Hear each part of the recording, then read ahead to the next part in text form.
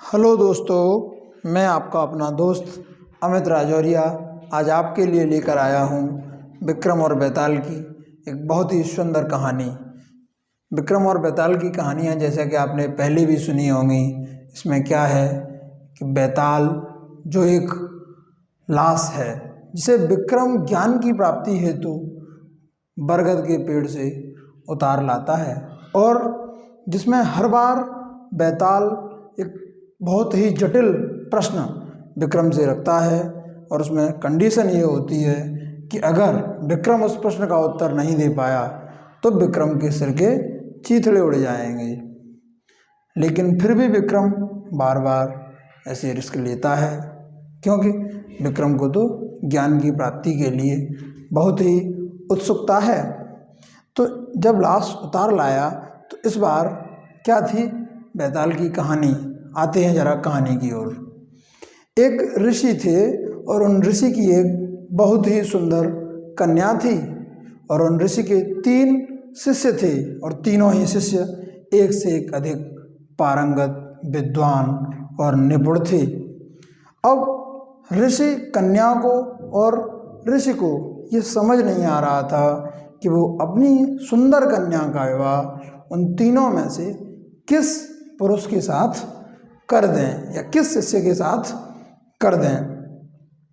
बहुत दिन ऊहापोह की ऐसी ही स्थिति बनी रही। जब बहुत दिन ऊहापोह की ऐसी स्थिति बनी रही तो एक दिन मानसिक तनाव में आकर उस कन्या ने आत्महत्या कर ली। तीनों शिष्य बड़े निराश हुए। एक शिष्य तो इतना अधिक निराश हुआ कि उसने उसी क्षण संन्यास ले लिया। दूसरा जो शिष्य था उसने उसी क्षण प्रतिज्ञा की कि मैं अवश्य ही इस संसार में ऐसे ऋषियों की खोज करूँगा, क्योंकि वो जानता था इस संसार में कुछ ऋषि ऐसे भी हैं जो मृत शरीर को पुनर्जीवित करने की विद्या जानते हैं। अतः दूसरा शिष्य उन संतों की खोज में चल पड़ा और तीसरा शिष्य जो उस शरीर से, उस सुंदर युवती से बहुत अधिक प्रेम करता था, उसने उस कन्या के शव को नहीं छोड़ा और वह उस शव के साथ ऐसे रसायनों का नित्य प्रतिलेप करता रहा जिससे वह शव सुरक्षित बना रहे, क्योंकि तीनों ही उस सुंदर युवती से बहुत अधिक प्रेम करते थे। जब लगातार ऐसा क्रम चलता रहा, दूसरा शिष्य उन संतों की खोज में भटकता रहा। 4 से 5 वर्ष बीत गए। अंततः उसे ऐसे फकीर मिले जो मृत शरीर को पुनर्जीवित करने की विद्या जानते थे।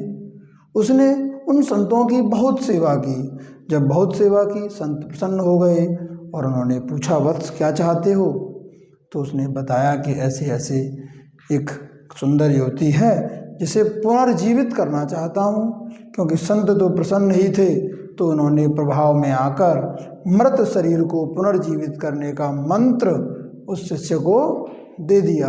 अब वो खुशी खुशी वापस अपने आचार्य के आश्रम आया और उसने तुरंत उस मंत्र का प्रयोग उस सुंदर युवती के शव के साथ किया। आपको याद ही होगा, तीसरा वाला शिष्य तो उस शव का निरंतर लेप कर रहा था, रसायनों का लेप कर रहा था, जिसके कारण आज भी वो शरीर सुरक्षित था।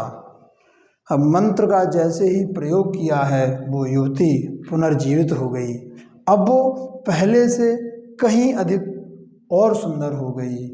अब बेताल का प्रश्न विक्रम के साथ ये था कि अगर युवती पुनर्जीवित हो गई है तो उस युवती को किस पुरुष के साथ विवाह करना चाहिए? प्रथम पुरुष के साथ जिसने संन्यास ले लिया है, या द्वितीय पुरुष के साथ जिसने 4 से 5 वर्ष निरंतर वन भटककर उस मंत्र को प्राप्त किया जिसकी सहायता से उसे प्राण प्राप्त हुए, या उस तीसरे युवक के साथ जिसने उस शरीर की निरंतर सब कुछ भूलकर सेवा की? आप सोचिए और मैं आपको उत्तर बता ही देता हूँ कि उस कन्या ने अपना वर क्या चुना। उस कन्या ने तीसरे पुरुष के साथ तो विवाह इसलिए नहीं किया क्योंकि उसका मानना ये था, इसने तो मेरी बहुत अधिक सेवा की है और सेवा करने का जो उत्तरदायित्व है वो मेरी हिंदू संस्कृति में पुत्र का होता है, अतः ऐसे तो विवाह में कर ही नहीं सकती और आज के बाद आजीवन इसे पुत्रवत ही स्वीकार करूँगी। जो द्वितीय युवक था जिसने मंत्र की प्राप्ति के लिए जो वन वन भटका, उससे विवाह इसलिए नहीं किया क्योंकि प्राण देने का काम मेरी संस्कृति में पिता का होता है। पहले युवक के साथ उस युवती ने विवाह कर लिया क्योंकि पति और पत्नी का रिश्ता ऐसा है जो एक दूसरे की विरह की अग्नि में तड़पाता रहता है। आशा करता हूँ आपको ये कहानी बहुत पसंद आई होगी। सुनने के लिए बहुत बहुत धन्यवाद। ओके।